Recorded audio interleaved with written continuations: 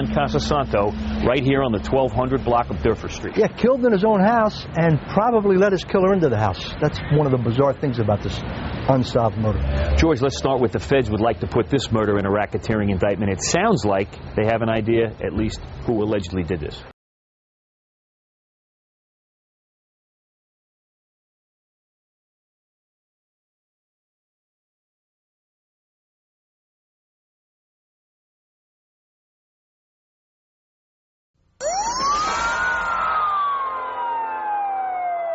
Welcome to this week's edition of Mob Talk. I'm Dave Stratweiser. And I'm George Anastasia with the Philadelphia Inquirer. George, this week we're going to talk about the November 2003 murder of mob associate John Casasanto right here on the 1200 block of Durford Street. Yeah, killed in his own house and probably let his killer into the house. That's one of the bizarre things about this unsolved murder. George, let's start with the feds would like to put this murder in a racketeering indictment. It sounds like they have an idea, at least, who allegedly did this. Yeah, I mean, there's no question. They have a theory of how it went down, and in an affidavit that was filed in the Borgata investigation in Atlantic County, they identified Anthony Nicodemo as a prime suspect. That's a sworn affidavit.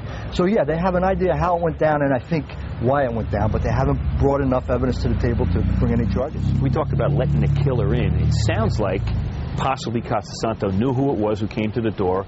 They come in the door, he turns his back, heads towards the kitchen, and they shoot him in the back. Yeah, I mean, that's the theory. He let somebody in who he trusted, and he turned his back on that individual. So obviously he wasn't concerned, didn't have any fear, and that's when he gets hit. Any idea why he would do this inside his own home? Well, there was some speculation that there was some stuff inside the home that the individuals wanted. That's one of the theories in the case. The other is, and when you think about it, what better place?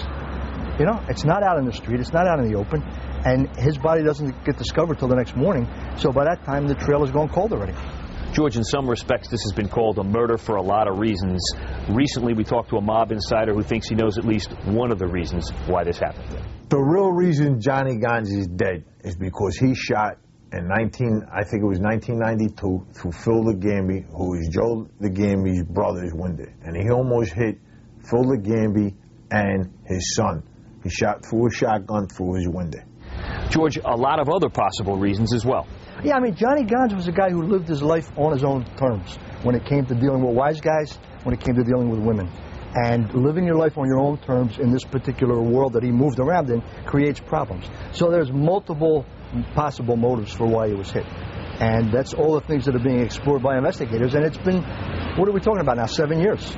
And there's a lot of theories, but no charges. Okay. I mean, some of the stuff he got into, there was a lot of talk about fights he got into in bars. There was a stabbing at Club Deco down on off of Spring Garden. He was involved in that. There was apparently an altercation in Chicky and Pete's. He was involved in that. The other incidents that occurred. Like I said, the thing about Johnny Gongs was he wasn't afraid of anybody. I mean, and he did stuff that annoyed people. And the people that he annoyed, sometimes they react in this particular fashion. That coupled with, you know, was he involved in some criminality? We don't know. Could he have caused problems for other people from a criminal sense? Possibly. All of those things are factored in, and I think the feds and the Philadelphia Homicide Department have a theory of who did it, how it went down. They just don't have enough evidence to bring the case. And he was a stand-up guy at one point. He got sent away in a racketeering case with John Stanford, 6 or 7 years. Right. He was convicted in that Stanford racketeering case in 1994. Pled guilty, did his time. Come back out onto the streets. Now Stanford's gone, and he's aligned with, but not tight with, the organization, because the guys running the organization then were the anti-Stanford people. So, I mean, but again, to come back to it, Johnny Gongs, I think, didn't care about any of that. Johnny Gongs lived his life on his own terms. Okay. Now, one mob insider told me this week that this hit, the orders for this hit, the planning of it, the carrying out of it, may not have come from the top of the mob. Is that possible? Well, I mean, in a general sense. Here's the other interesting thing about that affidavit in the state police case in the Borgata investigation. The affidavit alleges that Anthony Nicodemo, one of the suspects, got made after that hit. Now, that's in the traditional mob sense. You take part in something like that and you get your button. If that, in fact, is true, the allegation, then this had to be an authorized hit. It had to come from the top. And at this particular point, Joe Legambi is the alleged boss. Anthony Stano is the underboss. Those kind of guys would have been aware that this was going down and would have had to sanction it if that affidavit is correct, if the allegations in that affidavit are true. And once again, we'll make the point that no charges have been filed in this case. The feds would like to put this case in a new racketeering indictment, but at this point, absolutely nobody's been charged in this murder or the other two murders we saw. Yeah, exactly. I mean, these are things that they want to put in a racketeering case, but don't have enough to do it yet. And I think it's going to depend on whether they get an insider to cooperate. So they're poking around the fringes of all of this. George, finally, the feds kind of learned their lesson in the Joey Merlino trial in 2001 that you can't get a conviction on a mob hit unless you have an insider. Yeah, it can't be circumstantial evidence. And the lesson was in the Stanford case. In the Stanford case, you had guys who said, I was the shooter, I had the gun, I did it, I put the gun over there. All of that evidence became part and parcel of the murder charge. In the Merlino case, it was all circumstantial, and they blew it. They didn't make any conviction on any of the violence in that racketeering case. Okay, so that's it for this week's version of Mob Talk. We'll see you next week.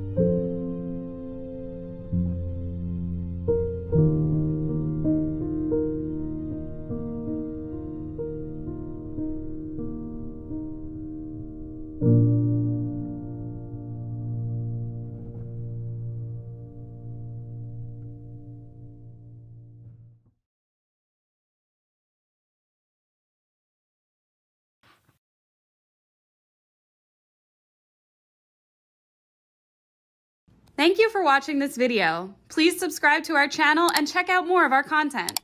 Feel free to give your feedback and suggestions on what we should do next in the comments. This is Infinite Lee Productions. We love ya.